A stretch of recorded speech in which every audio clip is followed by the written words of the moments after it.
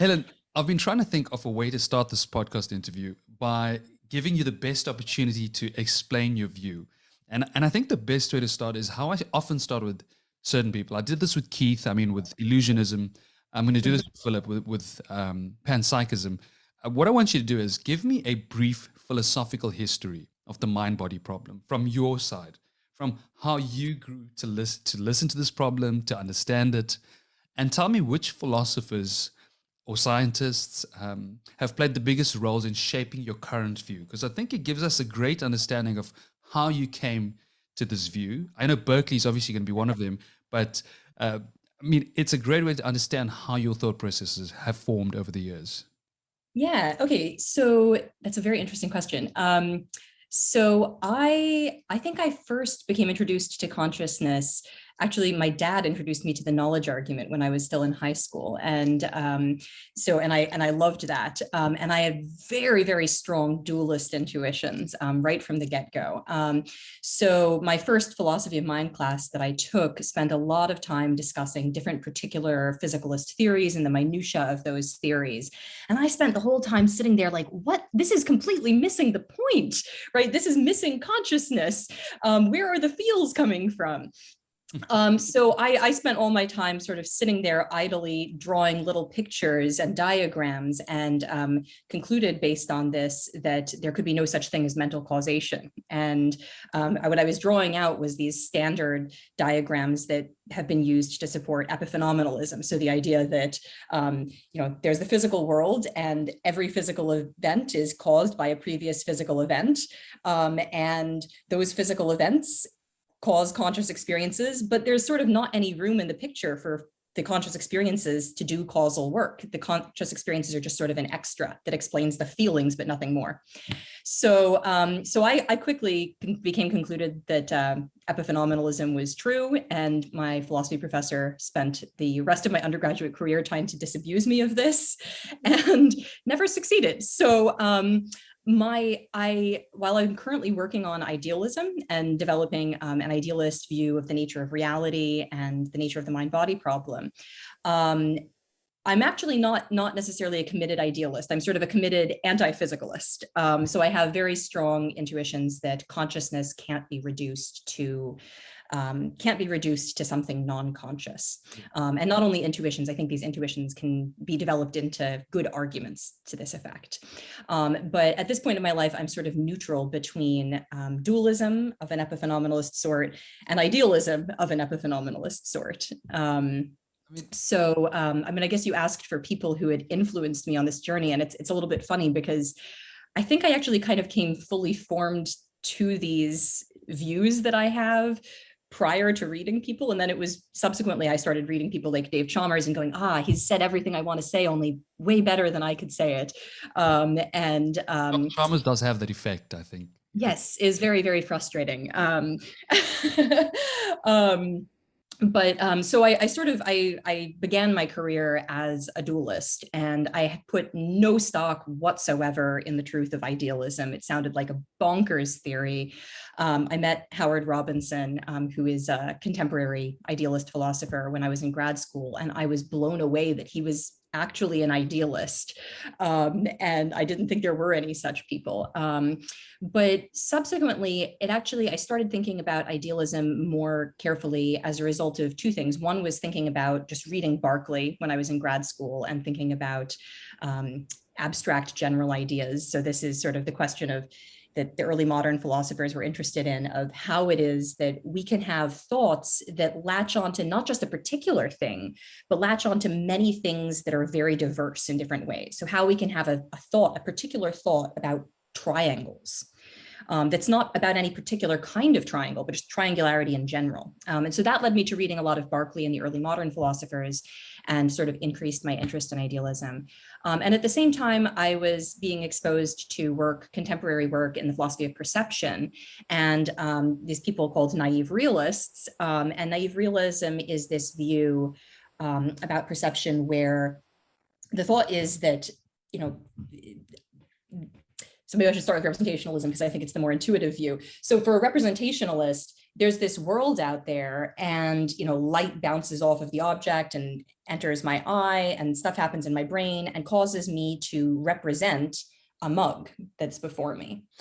But what it is that I'm sort of directly grasping is this thing that my brain generates, this experience of the mug, this representation of a mug. I don't directly grasp the mug. I sort of grasp the mug that I'm looking at, or anything in the world, in an indirect kind of way. And naive realists say, no, the intuitive view is that vision is kind of like touch. We sort of reach out and we sort of grasp the object, and the object is a part of our thoughts. And I'm listening to this in grad school, and I found this completely just insane sounding. How is it that my thoughts, my conscious experiences could have things like cups and trees and computers as a part of them? That made no sense to me at all. And it made no sense until I started thinking, well, but if the whole world is experiences, if the whole world is made up out of consciousness, then maybe it's not quite so insane. And that sort of led me down the road of interest in idealism, and just sort of playing with it as a view, not because I thought it was true, but because it seemed interesting. And I was curious, is it a view that could be defended? And actually, the more I sort of played with it and the more I thought about it, the more I realized there actually are some genuinely good things to say in favor of this view. And I've sort of argued myself into giving it significant credence, although I'm not a committed idealist. I mean, there's so many idealists today giving such great arguments. I mean, if you think of people like Bernardo Kastrup's out there, you've got someone like Donald Hoffman who does conscious realism, but I mean, it's a form of idealism in a sense. When you think about it, you take consciousness to be this fundamental reality. I mean, you're talking about a difference in the nature of consciousness here. I think a great way to go with this is, let's go with one of your papers is called Dissolving, I think, Type B Physicalism. Yeah. If I'm remembering the title correctly. Yeah. Let's dissolve physicalism. Tell me why this just doesn't work. Let's just go with it. Well, I don't know that we actually can dissolve physicalism. So I kind of, I think there are certain versions of physicalism that don't work.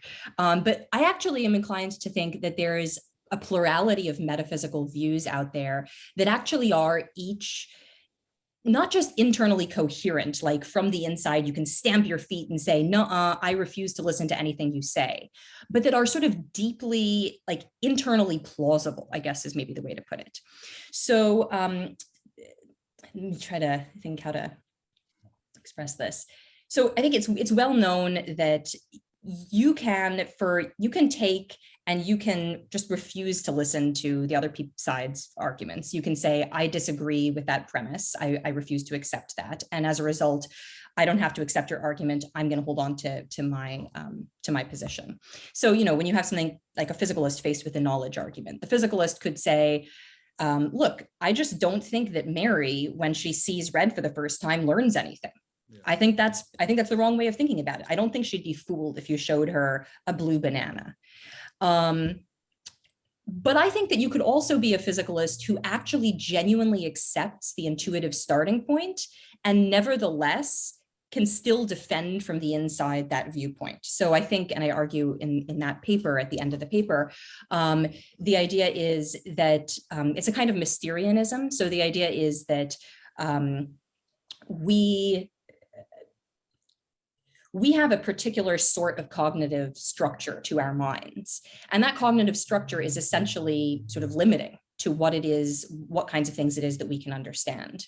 And depending on sort of the formatting of how it is that our brain goes about making sense of consciousness in sort of conscious terms versus physical stuff, sort of using physical terms, it may be that our brain just is not set up to be able to match those two kinds of things together.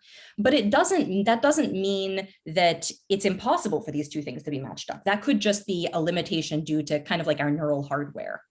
And so I think that if a physicalist were to embrace a view like that, that they can simultaneously accept things like the knowledge argument, accept the actual intuitive datum, the datum that Mary, as a human being, Mary as somebody with an cognitive architecture that works like ours, she would be fooled by a blue banana. She would learn something new, even if she had all the physical knowledge, but it doesn't mean that there's something more to consciousness. So I think a physicalist can sort of embrace what the dualist says and still maintain their physicalism. At the same time, I think that a dualist can embrace a lot of things that a physicalist wants to throw at them and really listen to them and still not have to be moved. And I similarly think the same kind of thing for idealism. So I actually think that there's sort of a plurality of views that they're not just defensible from the inside and that you can say neener, or, you know, stick your tongue out at the other side and say, I refuse to accept your starting points. You can accept the starting points, explain away as needed, and come to an internally plausible view for these very different views. Yes. And I kind of think that, sorry, I'm interrupting. I completely agree with that. I think that when I started this podcast, I had such a specific thought going into it, what I thought consciousness was. I wrote essays on it as well. It's part of my dissertation. So I had my own view. But the more I listen to people's coherent arguments, the more you actually try and sympathize or empathize even more with these views, the more you understand that if you set up a great bunch of assumptions prior to starting the argument, you can really flow with your argument, and you can give something really succinct and not Nina, so people can listen to it. I mean, and you do a great job at this. I think you do a perfect example. You're a perfect example of someone who can defend idealism with some really coherent arguments, and even just reading your papers. I mean, you've done a great job at that. I think at this point, do you want to defend your actual position? I mean, what is your position regarding consciousness? What is consciousness to you, Helen? Okay. So would you like me to talk about consciousness or about idealism itself? Let's talk about idealism, because I mean, we obviously know that that's like your view on consciousness. Okay. Well, in a sense, sorry, I sort of agree with what you're saying, but I keep sort of also disagreeing, and it's making it a little hard to directly answer the questions. So I think in a sense, I think that idealism is not itself a view of consciousness or a view of the mind-body problem in the way that like materialism or dualism or panpsychism, those are views that are coming and are essentially trying to like answer the mind-body problem. Whereas idealism, I think, is essentially a view about the nature of the physical world. Yes. And the view basically is just sort of in a nutshell what it takes to be, I guess I should say, an idealist of the sort that I'm interested in. So I think of this as ontological idealism. But what it takes to be an idealist basically just is to think that the physical world around us, it's real, but what it fundamentally is conscious. It fundamentally is built up out of phenomenology. So I sort of think of this a little bit by analogy to like reductive physicalism. So reductive physicalists, they want to say, you know, look, I think consciousness is real. I think there is such a thing as pain. I'm not trying to do away with pain. I'm trying to give an analysis of it. And this is the analysis. Pain reduces to some sort of physical state, some sort of brain state, functional state. Similarly, for the idealist wants to say the physical world is real. There are rocks, there are stars, there are atoms, but what are they fundamentally? I'm trying to give an analysis of it. And the analysis is such that it ultimately reduces to phenomenology. Now, that sort of doesn't answer your question, right? Because you asked me about my view of consciousness, which I haven't said anything about what consciousness is, what it is that this is built up out of. You're talking, so we're going metaphysics here. We're talking about the fundamental nature of reality. And we know that if everything is fundamentally matter, that's going to be physicalism. And if everything is fundamentally mind, then you're going towards more of an idealistic viewpoint. So you're basically saying that the fundamental nature of reality is conscious, rather than consciousness is something. Yeah. So consciousness is sort of coming in, like as you're pointing out, consciousness is coming in as a primitive. Yes. I mean, I suppose you could try to like reduce the physical world to consciousness and reduce consciousness to something else. That doesn't tend to be the way that idealists go. We do tend to take it as a primitive, as just sui generis. Yeah. But that makes it very similar to panpsychism, because you're obviously now taking that to be the fundamental property of reality. At what point do you guys diverge?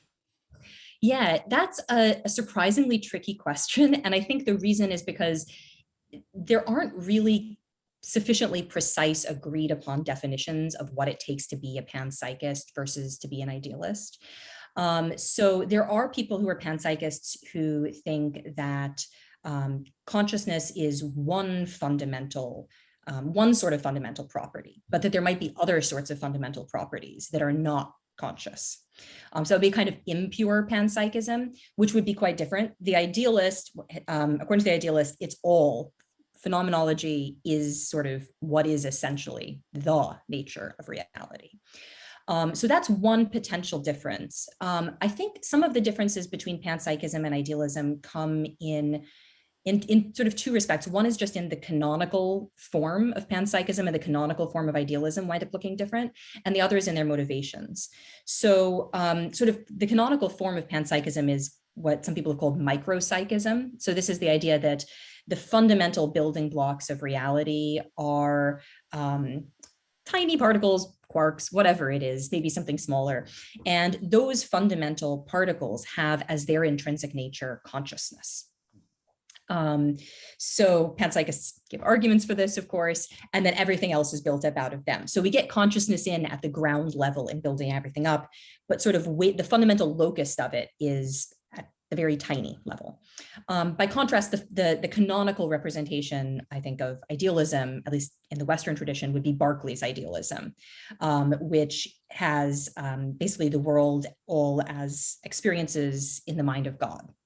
At least as one way of putting it. So there's sort of a difference in terms of whether, the one starts with these very, very tiny things and experiences coming in as parts of them, and the other starts with these sort of very large experiences of the universe. Now, that's not essential to the two views, because there are now panpsychists who call themselves cosmopsychists, Philip Goff being one of them, and they are going to embrace this bigger top-down picture. But I think the other difference between idealism and panpsychism really comes from the standard motivations for the views. So panpsychists typically come to their view as a way of giving a solution to the mind-body problem. So they, look around and they go, look, I think that consciousness can be explained in the same way that we explain all the other stuff in the world, right?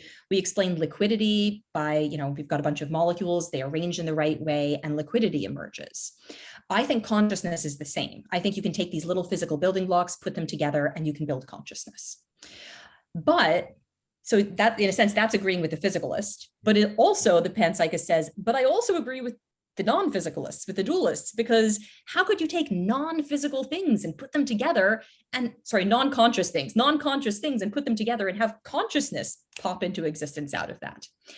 So they sort of infer from that, that the consciousness must have been in there from the start.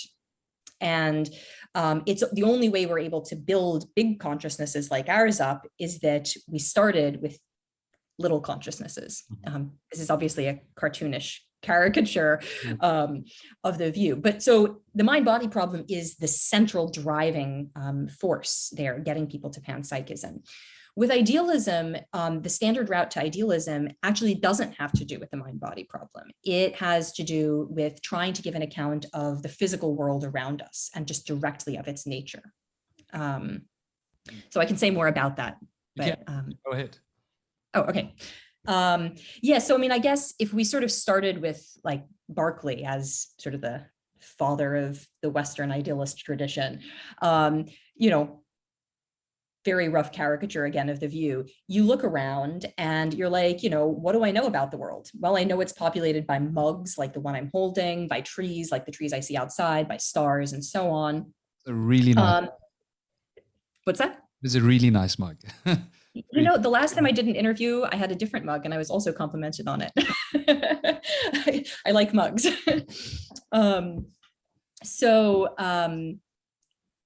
Right. So I know all these things, but what do I know about these things? Well, the mug in my hand, I know it feels solid and warm. I know, I see blue in the mug and white on the inside. I see brown, sort of with light reflecting off of it, because I shouldn't quite describe it that way. I see brownish, bobby uppy downness when I look inside of the mug and see the tea sloshing around. Now, all of these things that I just described were the ways that it seems to me, were experiences that I have when I look at the mug, right? Hardness, warmth, and so on. And when you think about it, all of the information that we gain about the world around us, empirically, we gain through our senses, through the experiences that we have of the world. Even when you're, in a science laboratory, you're looking through a microscope, or presumably when you're running tiny particles together in a particle accelerator, right? What it is you get from that is the experiences that you have of looking through the microscope. So now we could say, all right, there's some sort of mind-independent matter out there that we don't know anything about what it's like. We just know that it causes us to have certain experiences. That's one sort of view we could have. But why, first of all, Berkeley thinks, Berkeley's an empiricist. He thinks we should just posit what we get through our experiences and nothing more than we need to posit. Why go about positing that? Why not just posit that it is the thing that we're directly aware of, experiences? Why not just posit that we've got warmth, cylindricality, hardness, and so on, and that's what the mug is? After all, that's all I directly have evidence of. And if you tell me there's something more to it than that, I don't know what the hell it could be. That sort of is the motivation for Berkeley getting to idealism. And I think the standard motivation for getting to idealism is thinking, this is what we have evidence to think that there is, and there's not evidence to think there's anything more. So if we don't need anything more, if we can do without it, that looks like the more simple, parsimonious view. Yeah, which is a very coherent way of thinking.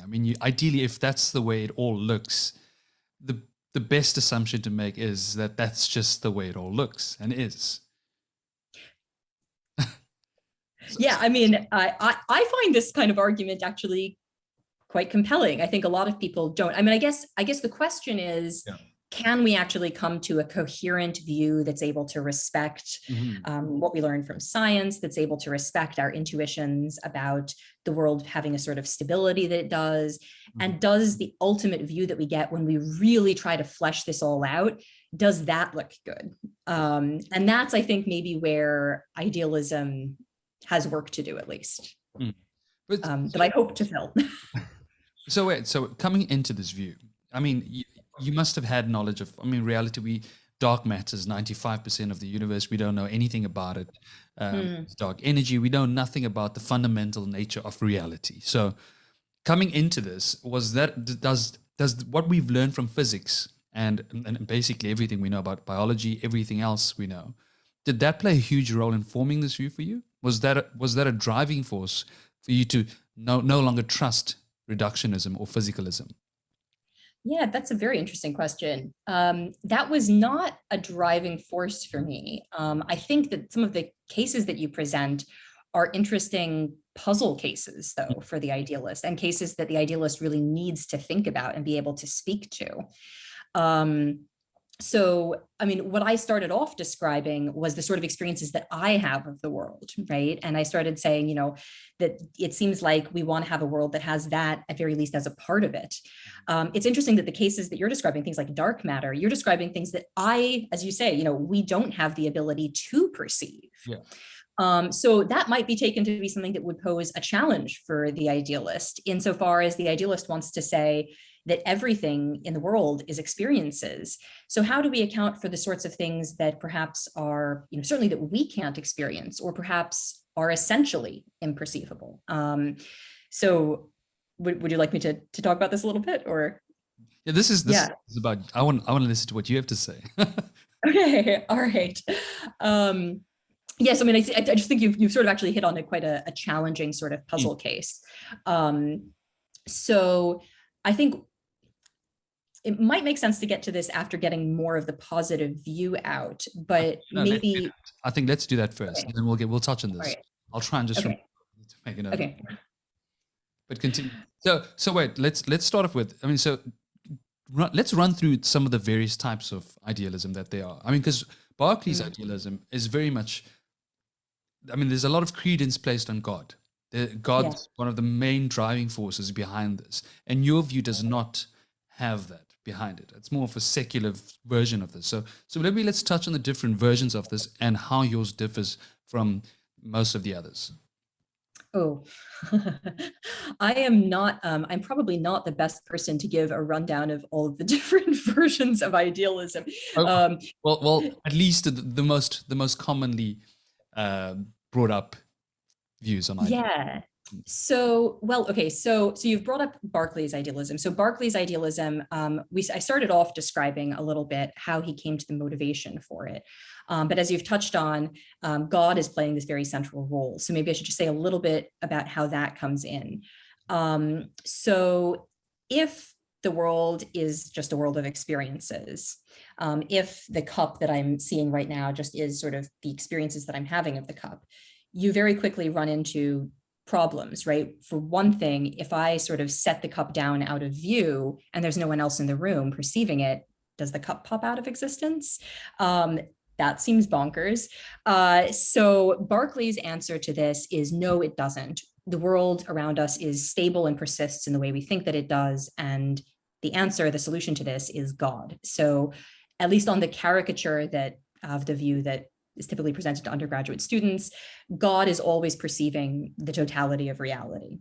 So God is experiencing the cup even when I'm not. And this actually, I think, is important in other ways. So it's not just that God is ensuring that my cup continues to exist, but if you think about it, there's a lot of features of the cup that I'm not aware of. Like even when I am looking at it, I'm not aware of the backside of the cup, but the cup's backside doesn't pop in and out of existence. Why? Well, God is experiencing it. Similarly, the molecular structure of the cup that maybe, with a high-powered microscope I could perceive, but I'm not currently. The molecular structure doesn't pop in and out of existence because God is always experiencing it.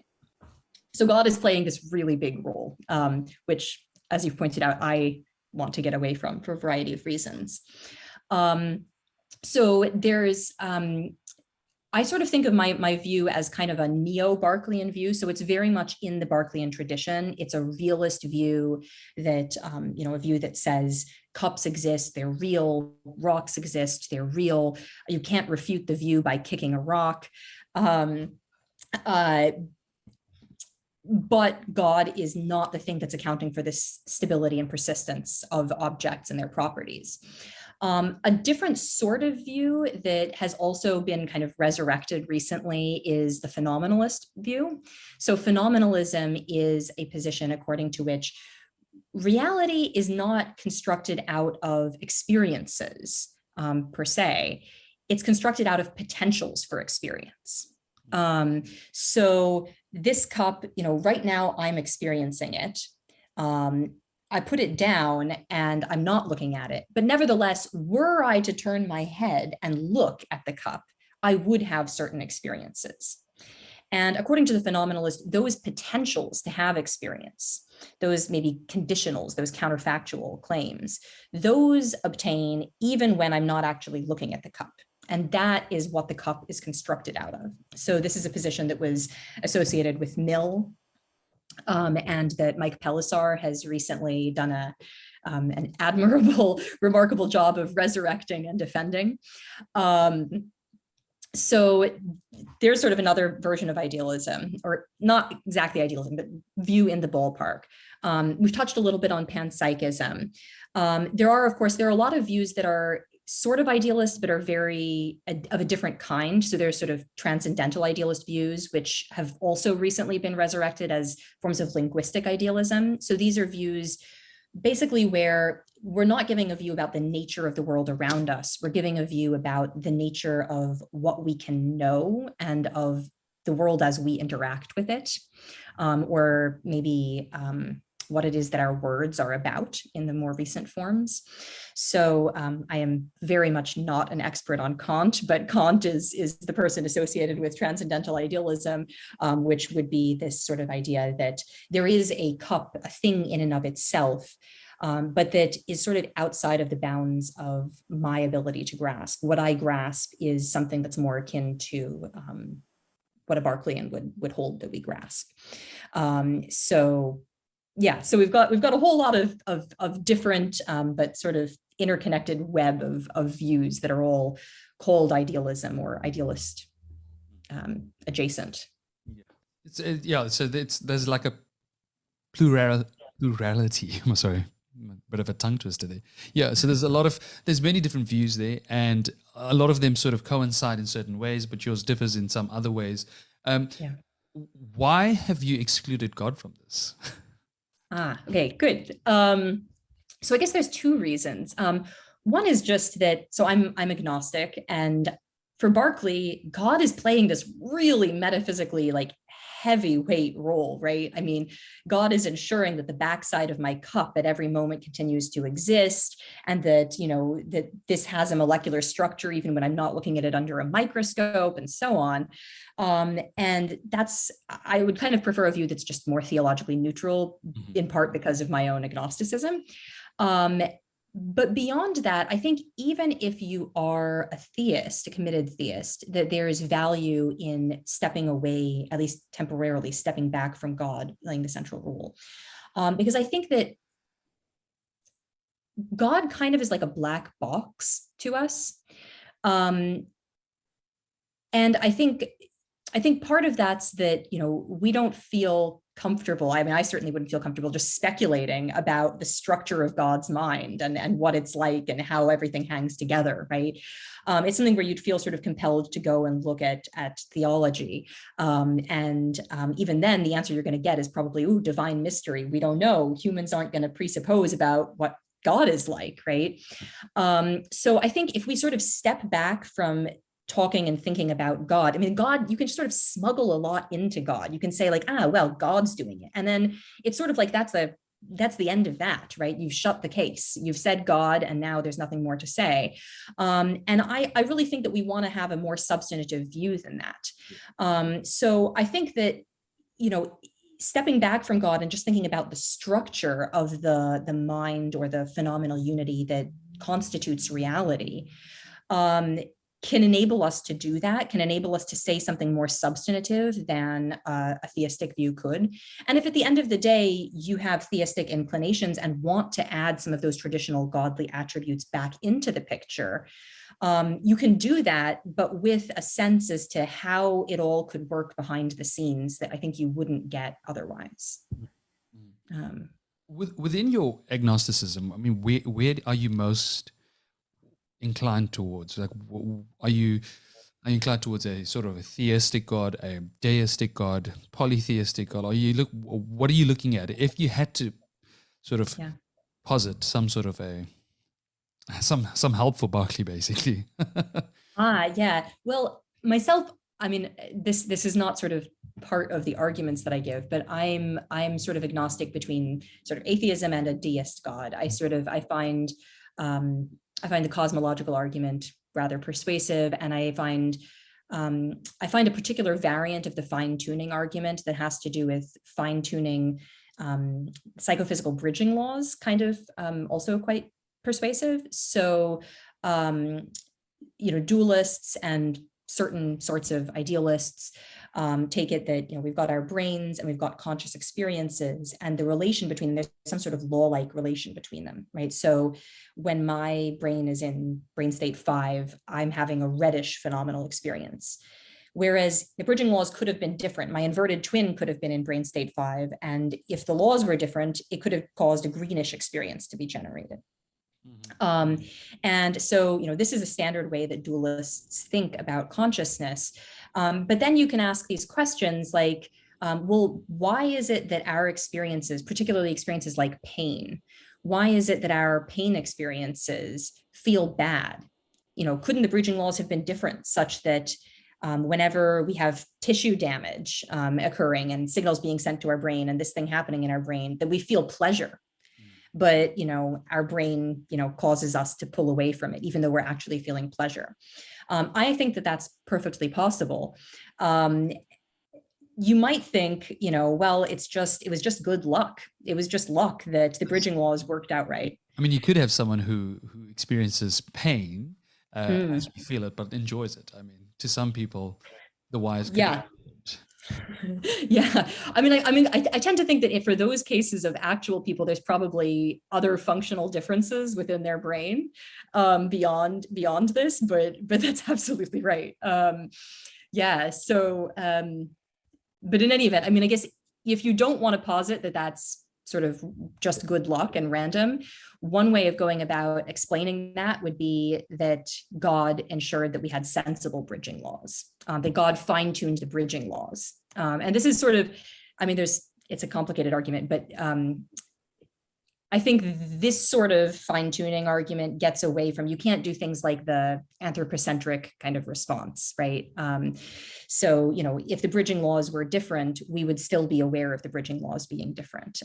So I'm sort of, I find those kinds of arguments somewhat persuasive and persuasive enough to leave me as an agnostic, but I find the problem of evil, the problem of suffering, really just seems insurmountable to me. So I'm not inclined to believe in the sort of God that Berkeley would posit.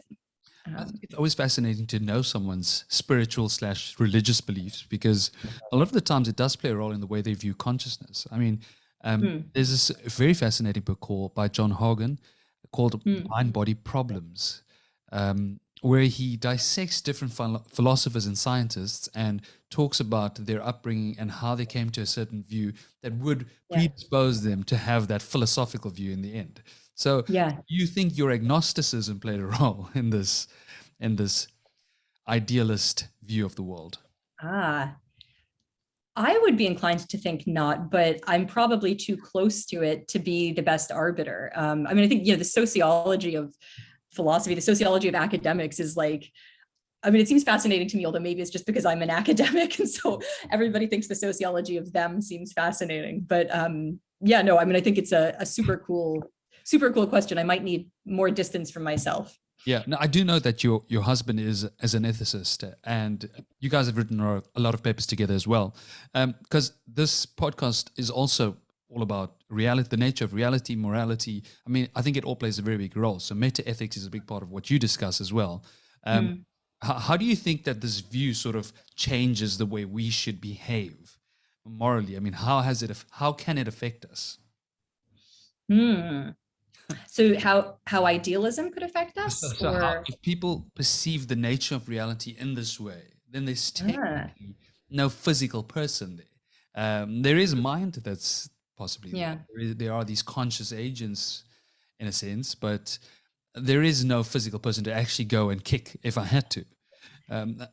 How do we these my answer might be somewhat disappointing. So I actually think that there's probably very little by way of implications here.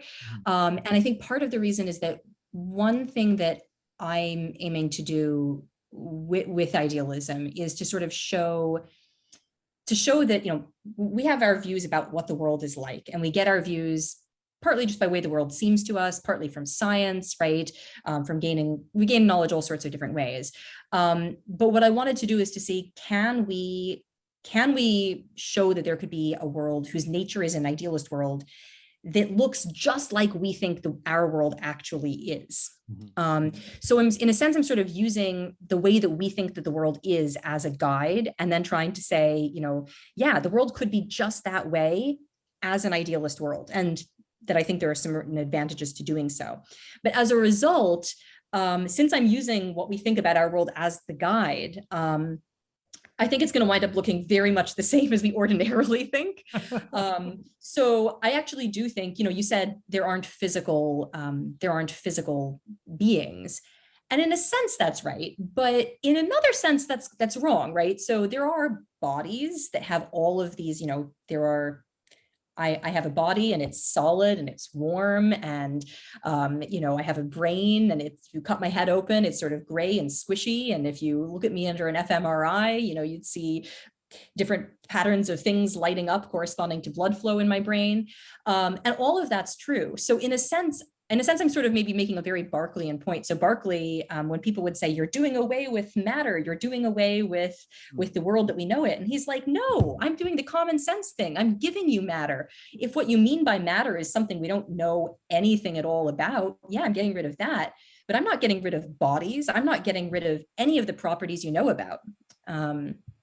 Okay, now that's a very good answer. I think that there was a part. Oh yes, a part of me wanted to ask at that point. Let's say let's move beyond hurting someone or kicking someone. What happens then when someone dies? Because ideally, at that point, this is going to become a very different place. What goes on then? What happens when someone dies in this reality? Yeah, I mean, I suppose there's a sense in which the idealist view that I'm developing is sort of under determines that. So certainly, we have a body, and it's fundamentally made up out of phenomenology. And I have a brain that's also made up out of phenomenology, and it's going to start functioning very differently, right? Just as we ordinarily think. So, blood, my heart's not going to be pumping blood, my lungs aren't going to be breathing, decay is going to eventually set in, and the body is going to rot. All of that's going to happen within the physical world, and just the way that we think that it does. But the idealist is giving a particular account of sort of the nature of the things that are rotting, basically. And the nature of the decay, I guess, itself is that it's all sort of, in some sense, phenomenal, in some sense, conscious. Not that my body remains conscious. It's not that there's a little consciousness experience in my body, but that, when you think about the bones that make up my skeleton, yes, they're there, they're made up out of whatever molecules they're made up out of, structured in the way that they're structured. But what are those things ultimately? Like, what is, a physicist could give us a mathematical equation that explains all of these things. They can tell us about the relations between things. But what fundamentally is the intrinsic nature? What are the things that have these properties, that have these, stand in these relations, I guess? So that's what the idealist is telling us. So the body is going to wither and rot. Then there's the question of the mind, which we haven't really talked about how the mind and the body are related on the idealist view. And I think there's not just one view that idealists could have about this. I think idealism is compatible with a number of different views on this. But I think probably any view that a physicalist or a dualist, I guess maybe more of a dualist, could have on this would be open to the would be open to the idealist. So, I think it would be compatible with an afterlife to whatever extent other views are compatible with the afterlife. But I don't think idealism itself determines that. When you talk about this nature of reality, in this ideal world, let's talk about things like that a lot of people, let's say illusionists, for example, that try and counter these arguments by saying, look, the truth is that our perception of reality is not what we think it is. Fundamentally, the more we've been learning, the more we've been exposing how little we know, how little we matter, and how not important we are. For example, Darwin taking us off the top of the food chain. Then you've got Copernicus taking us out of the center of the universe. Slowly, we're learning that this is not really about us. And just because we have these experiences doesn't mean it should be fundamental to reality. So does that bring us towards some sort of a solipsistic view on how we view ourselves and consciousness, or mind? Yeah, there's actually a sense in which I think that idealism of the sort that I'm interested in meshes really well with the observations that you were making. So, you talked about Darwin taking us off of Darwin just putting us, we're just another animal, right? And our sun isn't the center of the universe. Our planet isn't the center of, the solar system, right? Now, when I talked about idealism thus far, and I was talking about Berkeleyan idealism, I was giving examples of the sorts of experiences that I have. And I was saying all of these things seem like, they're telling me something about reality, like they're a part of reality. And on the view that I defend, that is true. So in a sense, I am saying the thing that you're disagreeing with, namely that our experiences are a part of reality. But I don't think that that's in any way privileged or special. So in a sense, I completely agree with the examples that you're giving. So yes, I have certain experiences. I look out and I see a tree and it looks green, and the greenness, I think, seems like it's there as part of reality. And the idealist is going to say it is. But my inverted twin, were there to be an inverted twin here, would look out and would see a tree and it would look red. Mm-hmm. There's no reason we should privilege my experiences over my inverted twins. Redness just as well seems like it belongs as part of the world. Similarly, a bee has their perceptions. A bee perceives maybe ultraviolet that I don't perceive. That all just as well, I mean, nothing privileging my experiences. The bee's experiences seem like they're equally well part of reality. The bat, echolocating, its experiences equally well seem like they count as part of reality. And you could go on and on and on and on. And all of these experiences, none of them seem privileged or prior to any of the others. So for the idealist view that I'm developing, and I would be inclined to think that really on a Berkeleyan view as well, all of this is part of reality, and there's not special glowing experiences that are the real true ones. They all equally count. And if you think about it, God, Berkeley's God, doesn't just perceive the world from a human point of view, right? He doesn't have a single vantage point on the world. The idea is that you perceive the totality of the world. He perceives the totality of the world, which is going to include vastly more than human beings are aware of. So the idealist view, there's a lot of phenomenology, and it's not, for my view, not necessarily for all idealist views, human experiences are not privileged in a way that they would be maybe for like John Foster, possibly. In psychiatry, there's this field that's called phenomenological psychopathology, and there are these two tools used to try and understand schizophrenic patients. One is called the EASE and the other is called the EWE, but it's the examination of anomalous self-experience and the examination of anomalous world experience. So what happens is you look at this patient and you try and understand while they're almost becoming psychotic, so close to psychosis, they start to do all the things you're talking about. I mean, to have these different experiences that are so diverse from the average experience. I mean, someone starts seeing the world as being a part of it, being part of consciousness. Someone might not see red the same anymore. Some of them even don't see visual illusions that we often see. They actually see it as accurate representations. They see the truth, actually. They see more of the truth than we do in that sense. So it's intriguing to see how different experiences do exist, even among this one species that has nearly identical DNA. I mean, we're all basically the same. So it kind of fits with your view in a sense, if you think about it. No, and I mean, and questions about how to deal with hallucinations and illusions are also just like a super interesting question. And I think even within just sort of like a neurotypical subject, I mean, you think about things like after images, right, where you're looking at some red light and the relevant photoreceptors become fatigued, and then you look away at a white wall and you see this green patch. Well, in a sense, what you're perceiving of the wall, on my view, like that really is a feature of the wall. The greenness of the wall is a feature that some other creature with a different sort of visual system that maybe only is capable of seeing green light would see. And that also is a feature that is a part of reality and that puts us in touch with reality, but in a very different way from the way that we normally are. But I think there are challenges for the idealist in how to make sense of these things. It's a complex picture, but yeah, I think the idealist has the resources to deal with the complexity. I think it's really fascinating to see when someone really becomes when there are psych patients where, I mean, I don't mean to use them as like tools of examples, but it's really fascinating to see when someone becomes truly solipsistic, where they really think that once they close their eyes, nothing else exists.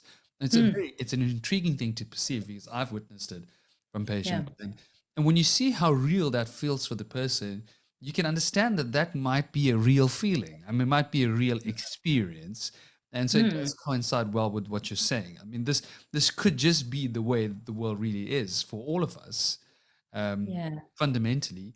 But yet this person's just fortunate enough to experience the reality of it all. Yeah.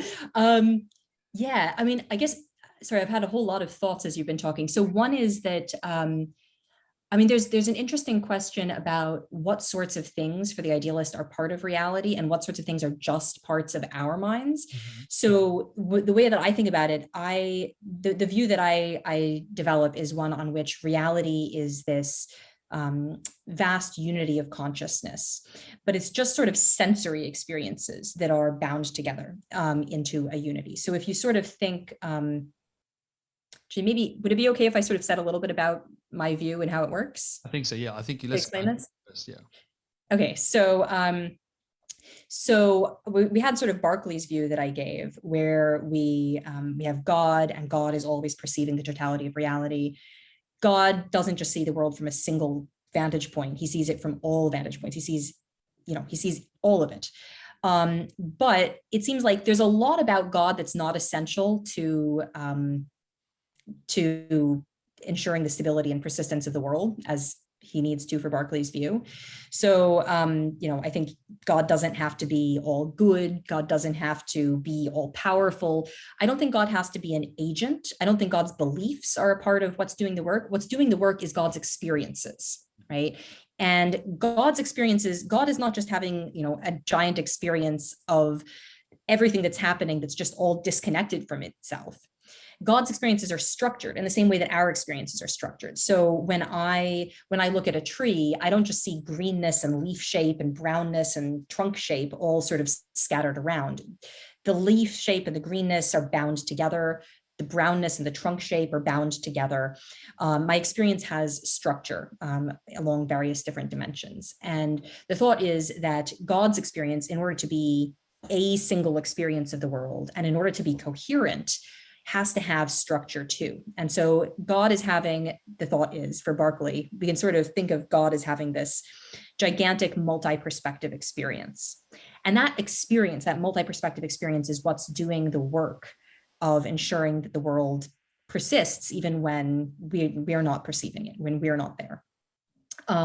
So for me, reality, just the physical world around us, just is this structured multi-perspective experience, structured using the same resources that structure our own experiences. And you sort of refer to it as like a tapestry of reality.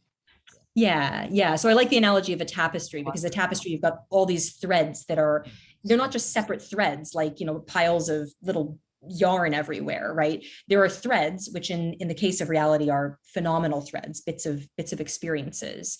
And then they're structured, they're woven together into a single whole unit.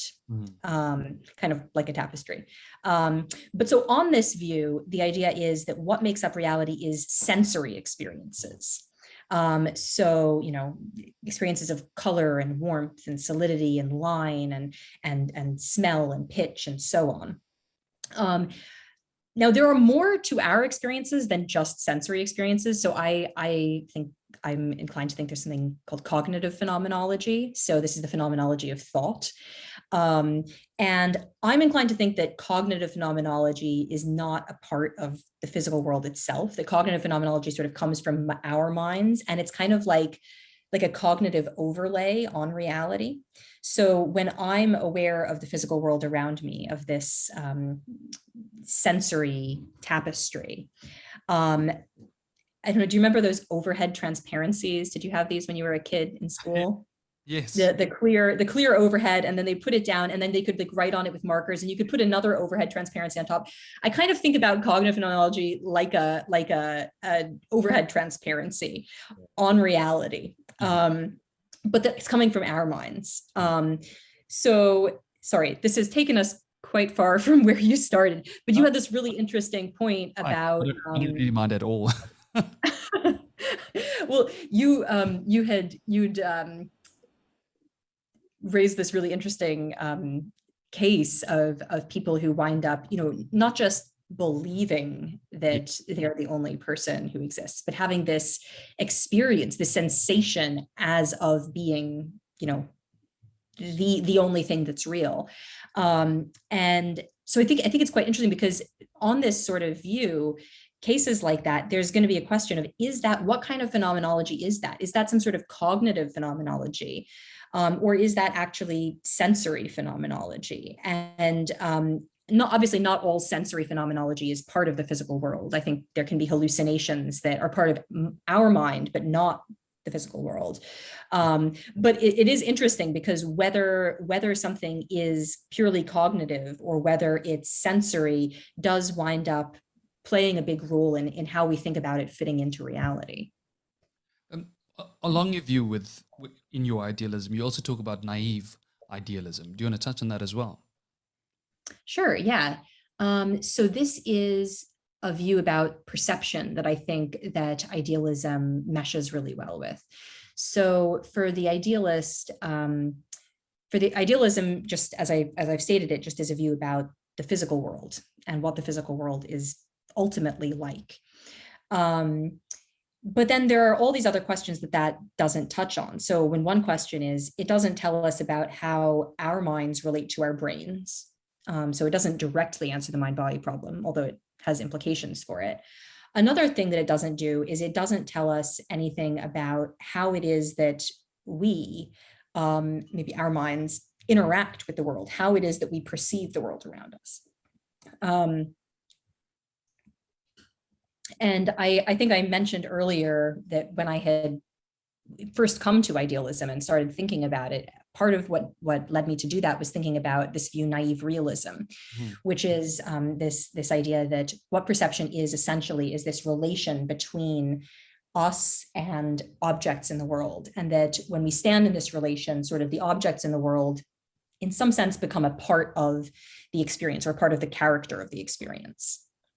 And that's something that always struck me as really, really mystifying. And it still strikes me as completely mystifying.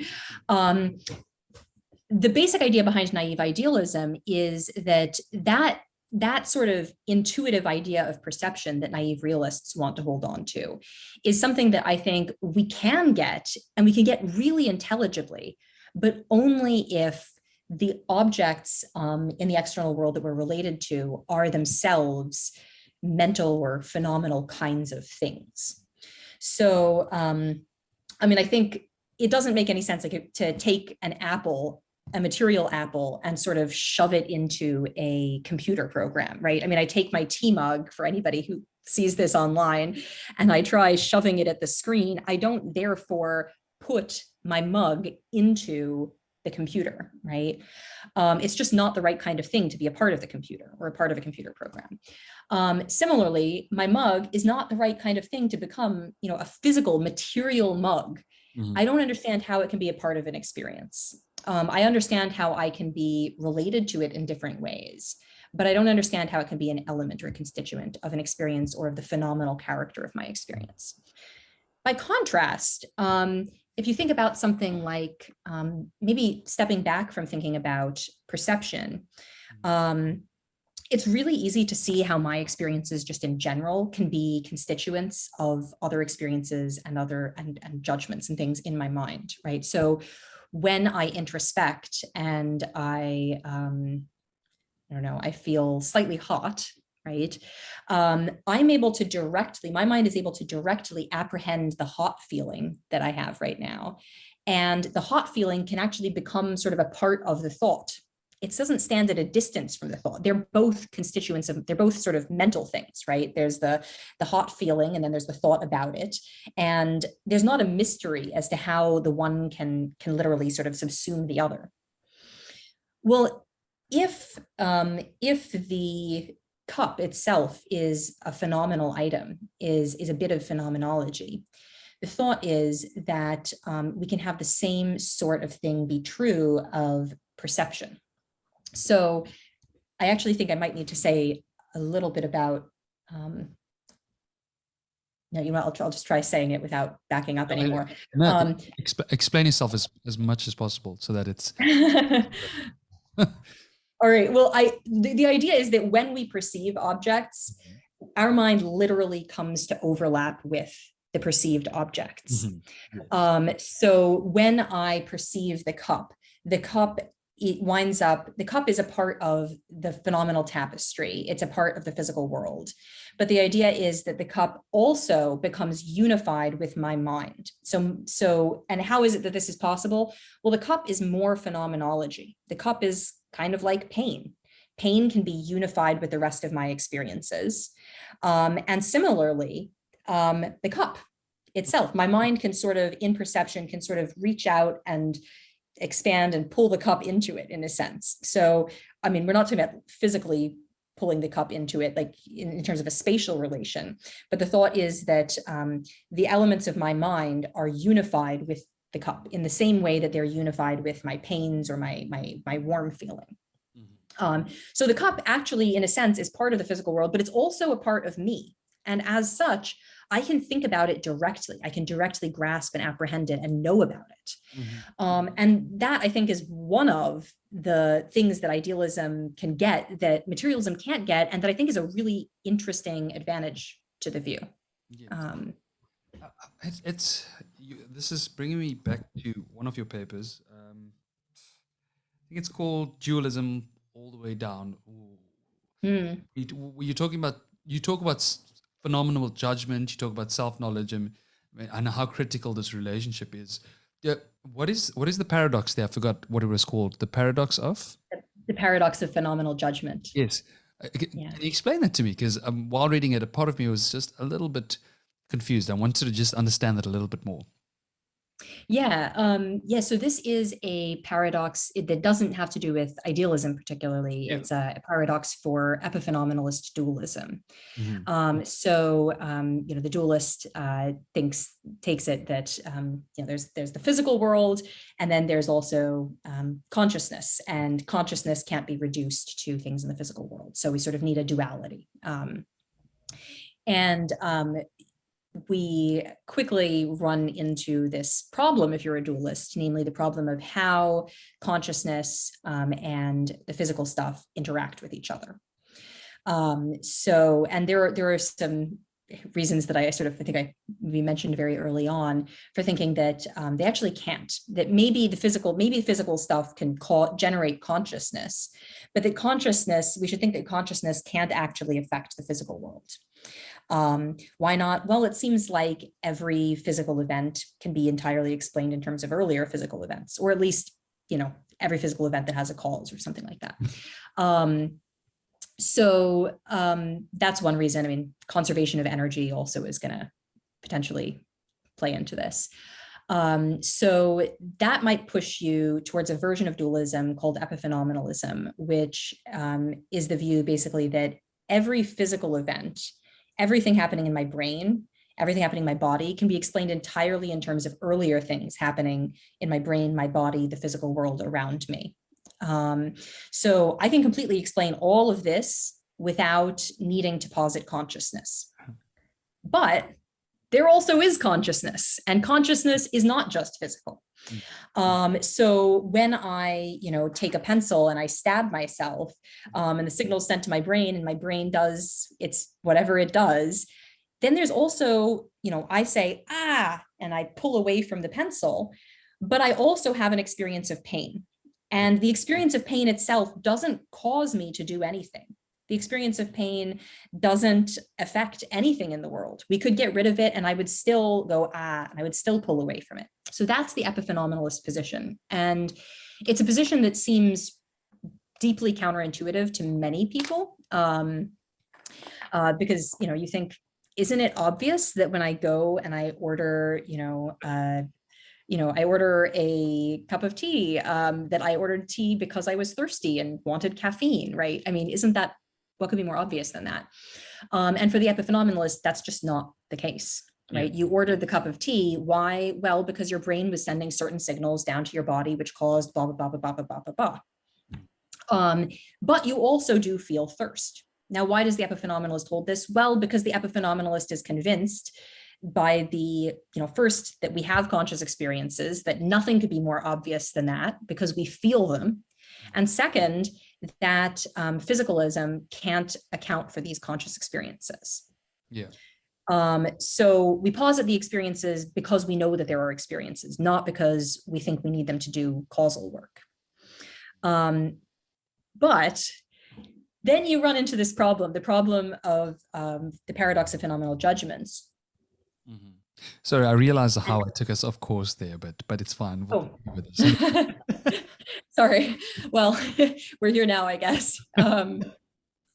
So the paradox of phenomenal judgments is basically this idea that, there are these experiences. The experiences don't come down and sort of affect my brain. So how is it that I could possibly know about these experiences if they're not actually doing any causal work? So this paper is attempting to respond to this and to give an account of how it is that a dualist, an epiphenomenalist dualist, could accept that you actually can know about your experiences, even if they're epiphenomenal. And actually, it sort of made sense that you thought of this in the earlier response that I was giving, I think, because the response that I give there appeals to the idea that the experiences themselves, while they're not a part of my brain, they are a part of my mind. And they are embedded, in a sense, in the judgments, which are also mental things. So there's this conscious judgment that has as a constituent the pain itself, or the phenomenal redness itself. And what I'm aware of is the conscious judgment and the thing that I'm judging. And both of those things are generated by my mind.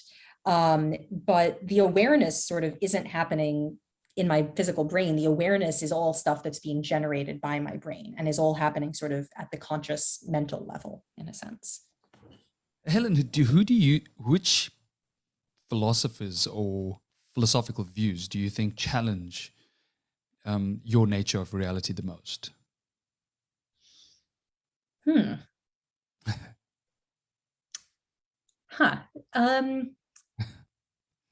was interesting to see how we perceive the people who say no to our theories. Yeah. Well, I mean, who gives the best examples of why this wouldn't be true? Yeah, it's a little hard. It's a little, I'm sort of paused for a little bit, in part because I'm not, I think maybe the task that I've set myself in a sense is easier than the task that I think a lot of idealists have set themselves, in that I'm not trying to argue that you have to be an idealist.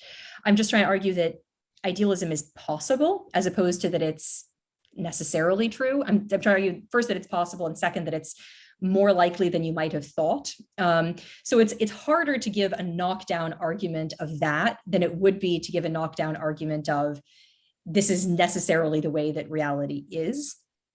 So, I mean, if you wanted to argue that it's not even possible, sounds like a very strange, it seems like a very hard task to set yourself to argue it's not possible. I think the biggest... Pretty much impossible. I think that's why this exists. I mean, it's because no one can do that. Yeah. I mean, I think the biggest challenges to idealism come from the incredible complexity of idealism. That's not necessarily a view as just a straight up problem that the idealist has to reckon with. So, I mean, like I was telling you, when you were pointing out that, well, look, we're not at the top of the, maybe we're at the top of the food chain, but we're not at the top of, like, in the sense, we're not have some privileged glowing place in reality, right? And I was like, yeah, but I don't think our experiences have a privileged glowing place in reality. There's, the tapestry of reality is this, incredibly complex, rich thing that includes far more than us, and our experiences aren't in any way special. But once you accept and embrace that, you see that reality for an idealist is incredibly complicated. I mean, you think, well, my experiences are part of reality. The experiences that an inverted twin would have, they're part of reality. The experiences a bat would have, the experiences the bee would have, the experiences the snake would have, the experiences the Martian would have. I mean, once you get to that, you're like, is there any limit to all the experiences that are bound up as part of reality? Or is reality sort of infinitely complex? And I think there are ways for the idealists to stave off the idea that it's infinitely complex but it does wind up being incredibly complex. Whereas, a materialist can come at the idealist and say, look, we just think there's this little simple particle, and it just has one simple little nature to it. And it, combines with other particles that are similarly simple and minimalistic. And the diversity of experiences is just something that happens when you have different perceivers who actually are perceiving things. But those aren't extra parts of reality, and they don't exist unless there actually is a bee or a bat or a person in the room. So I think that that's really the biggest challenge for idealism, just is the profligacy of it, I guess, the idea that it has all this richness built into reality. Are there any specific idealists or people who believe that that the fundamental nature of reality is mind? Any specific philosophers or scientists today that you think are providing this view with a lot of backing and support in a very effective manner? Yeah. You're just going to see my own ignorance and the extent to which I'm in my own mind here. Yeah. I mean, there are a lot of different people playing with a lot of very different but related views. Most idealistic views are very different from each other. From what I've gathered so far. Right. So, I mean, I'm more familiar with the philosophical side of things, although I would love to learn from you about people in other disciplines who are doing relevant related work. So, I mean, I think there's a lot of work in panpsychism has sort of had a bit of a rise before idealism has, so it's sort of more well-known and has had more development of it. But I know Noam Chomsky had been referencing Galen Strawson, who is, as he says, quite brilliant and excellent, and Philip Goff, Hedda Morch. So there have been a lot of panpsychists recently who've been sort of developing and trying to refine and hone those views. They're quite different views, I think, from the view that I'm interested in. I really admire the work of Mike Pelissar, who's a phenomenalist. Again, a very different sort of view, but he's done just remarkable job of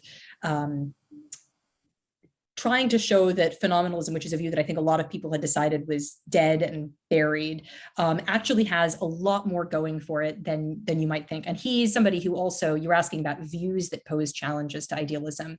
He's somebody that does do that actually directly takes and says, look, phenomenalism trumps idealism, and gives a really kind of clever argument to that effect. So Pelissar argues that he sort of imagines a world that has one sort of intrinsic nature. Maybe it's a materialist world. And then overnight, while we're sleeping, the nature of the world changes. And now it's a Berkeleyan world. And then overnight, it changes again. Now it's a panpsychist world. Then overnight, it changes again. And, it's we're all living in the matrix. But of course, throughout all of this, there is no change whatsoever to anything that we observe. The world seems, from our perspective, exactly the same. And then you imagine that at the end of all of this, the newspapers reveal, nature of reality constantly shifting. Now, what would the newspapers say? Would they say that the world ceased to exist? And every night the world has ceased to exist? No, they wouldn't say that. They'd completely ignore it, right? Or they'd be like, weird fact. So the lesson that Pelissar draws from this is that what's essential to being our world, the world that we care about, is the thing that all of these things have in common, namely the potentials for experiences that we're having throughout all of these. And so, it's not, even if our world ultimately has, a Berkeleyan God that sort of is at the base of it, that's not really what's essential to being our world. What's really essential is the potentials for experience. So this is something that Pelissar has sort of argued against all the other views, which I think is a fun, clever argument. Great argument.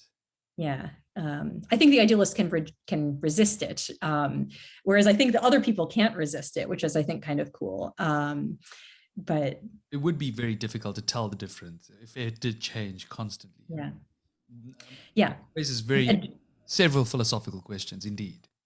Yeah. Well, I mean, I think the way that an idealist potentially could resist it is, if you imagine that the world has been, imagine an idealist world. And as I said a little bit ago when we were talking about naive idealism, about the theory of perception that I propose, for the idealist, we're directly in contact with reality, right? We directly grasp the world around us. So a way that I like to put it is that, so Dave Chalmers has this paper where he talks about like perception and the fall from Eden, where he imagines this perceptual Eden. And in perceptual Eden, the world was just as it seemed, right? The world seems like it includes, oh, here we go. I've got a green dinosaur I'm holding up. The world seems like it includes, phenomenal greenness there as a part of it. The greenness is a primitive element of reality.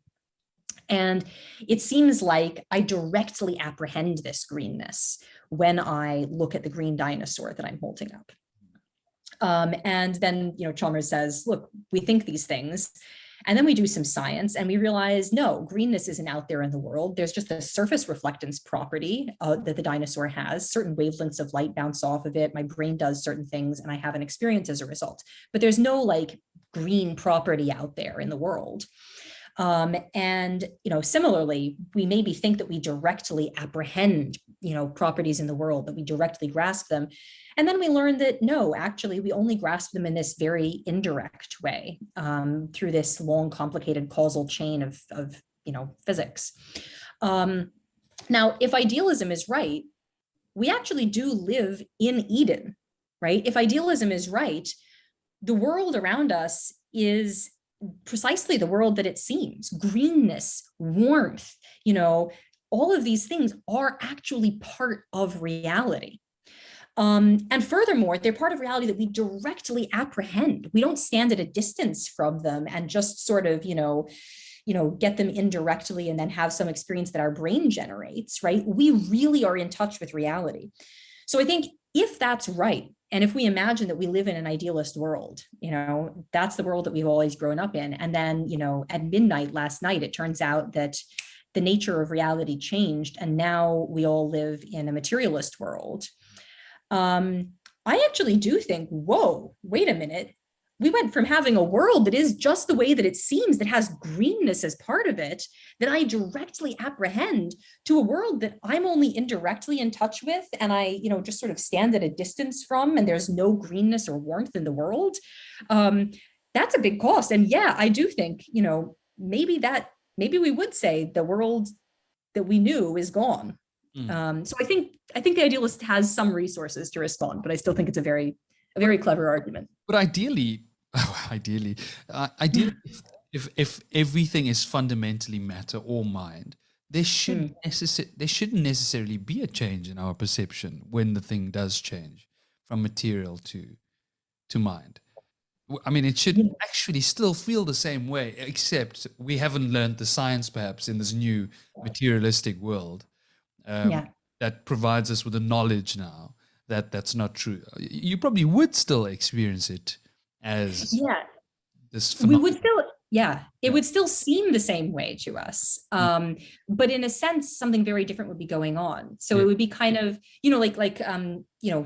I could have, I know this is just a philosopher's imagination of hallucinations, that we don't actually have hallucinations that are qualitatively indistinguishable from this world. But, we can imagine that I could have a hallucination of talking to you right now on the computer that would be exactly from the inside, feel exactly the same way, but without there being any reality outside of my mind.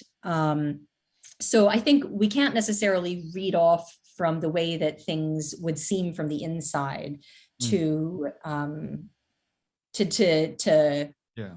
the sorts of questions about like whether we're truly perceiving things and how we're related to things.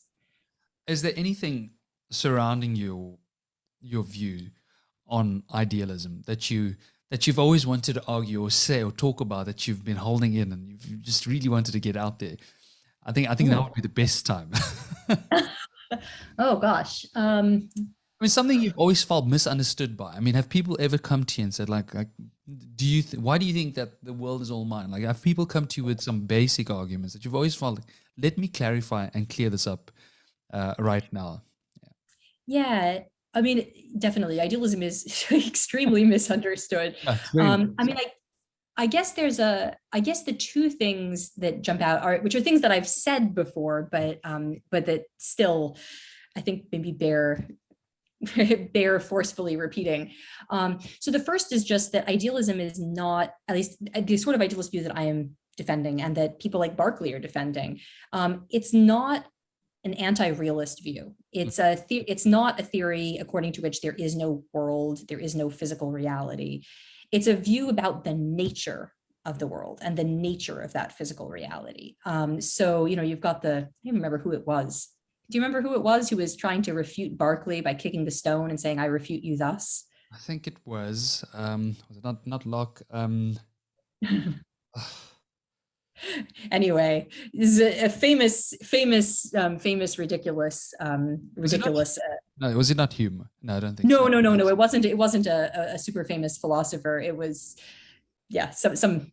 Yes. Okay. I kind of know what you're talking about now. Yeah. So I mean, and it's just such a ridiculous misunderstanding of the view, right? Because the view precisely is one where there are rocks, and it's trying to give an account of what the rocks are. So, I mean, Berkeley, what rocks are. That's the problem, is that we don't really know what rocks are. Yeah. I mean, Kicking a rock doesn't help anyone. No, it doesn't. It doesn't help yourself either. No, it doesn't. But so I think that's why I like to sort of think about idealism and to present it to people who are physicalists with that sort of analogy to how reductive physicalists think about the mind. Look, you're not denying, you at least don't think that you're denying that there is such a thing as consciousness. You're trying to give an account of what it is, an analysis of it. And similarly, I'm not trying to deny that there are rocks. I'm trying to give an analysis of what their nature is. So that's one thing. I mean, I think the other thing is that I think when people hear you talking about idealism and hear you defending idealism, it's always naturally assumed that you are an idealist and that you think that the world is an idealist world. And I'm actually engaged in a project that's, as I said, a little bit maybe sneakier than that and harder to argue against, which is just the project of arguing that, there could be a world that is just as our world seems to us, that has a particular sort of nature, an idealist nature. And then second, looking at, suppose that we take a world that seems just as our world does, that's an idealist world, and suppose we take a world that seems just as our world does, that's a materialist world. I think that there are both sorts of things are possible. And take each of these possibilities and look at the complete total worldview that's on offer from both sides. So not just what it says about the metaphysics, but what it says about the mind-body problem, what it says about the nature of perception. And then take those total packages and see which one of these looks more plausible and has more theoretical virtues. And that's the project that I'm engaged in. It's the project of not arguing that you can't accept a certain view, but of arguing you can accept this view. And furthermore, when we compare the total packages, it actually looks much better than you would have thought, and perhaps better than the materialist view. Yeah. You're trying to ensure that people apply as an important level of credence to this view as opposed to perhaps a materialistic view, because ideally when people think about it, they automatically shun it down as if it's completely absurd. Yeah. But when you hear certain people's arguments, it's clear that this is a possibility. This is because for people, when I started this, if I was, let's say 10 years ago, 20 years ago, I would be completely materialist. I'd be physicalist all the way down. And even though my intuitions are very much physicalist, I still don't, I know how much we don't know, the unknown unknowns. So it's almost impossible to have that Gnosticism regarding reality. I think Raymond Tallis, I often bring it up, he says he's ontologically agnostic, but epistemologically he knows most of us are wrong. I mean, so, I like that. Sounds about right. I love that because that's so true. That's exactly why I have this podcast. I mean, it's an opportunity for someone to bring up a view just like this. I mean, and to have that opportunity to discuss it.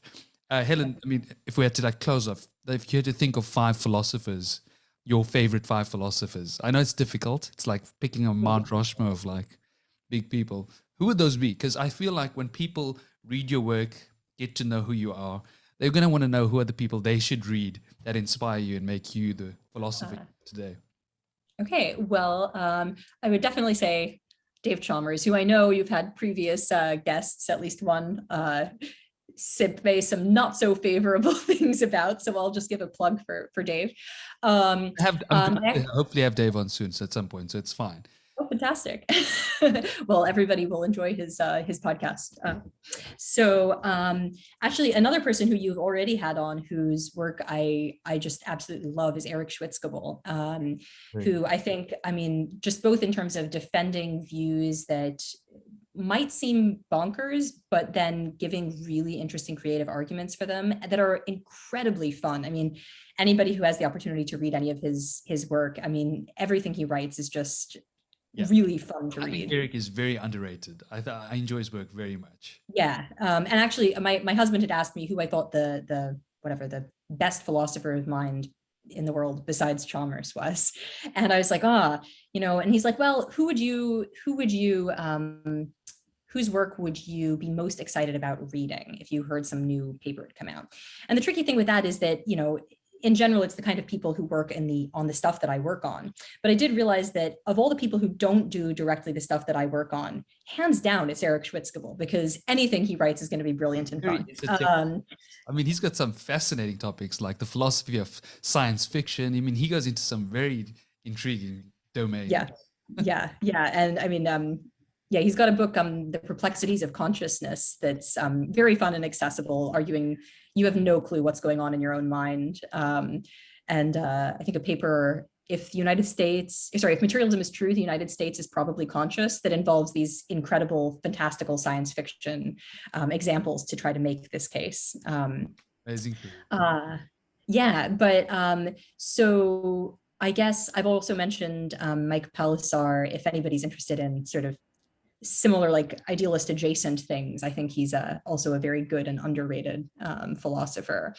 I don't know how to say her name. Kati Balog is somebody who's a physicalist, an a posteriori physicalist, who I think is a really also very underrated, very subtle, interesting philosopher. Not sure if I've given 5. Historical philosophers, some of the... Yeah, shout outs to Berkeley and Locke. I had a feeling those two names would come up. No, Helen, I mean, it's been an absolute pleasure chatting to you. This has been such a fascinating conversation. I mean, even listening to you, it reminds me of the conversation I've had with Eric. I can tell you're that type of person who's very intrigued by a lot of these ontological questions, the metaphysical side of things. And it's really great to have people like you out there challenging and pioneering these arguments and these views. Because ideally, then we just get stuck in our own world. Yeah. No, I mean, I think in a sense, it's very much a creative, world building almost endeavor that I hope is thought provoking in the way that you described. So it's very nice to hear you say that. I think without you, this tapestry would not exist. I mean, we all have to sort of give up. Oh no, which indicates that my view is wrong if you're right, but we all have to sort of give our views and sort of get into that argument and just have a great time doing it. Thank you so much for inviting me on. This has been a pleasure. Thanks so much, Helen. I really appreciate your time, and I look forward to reading more of your work. Super.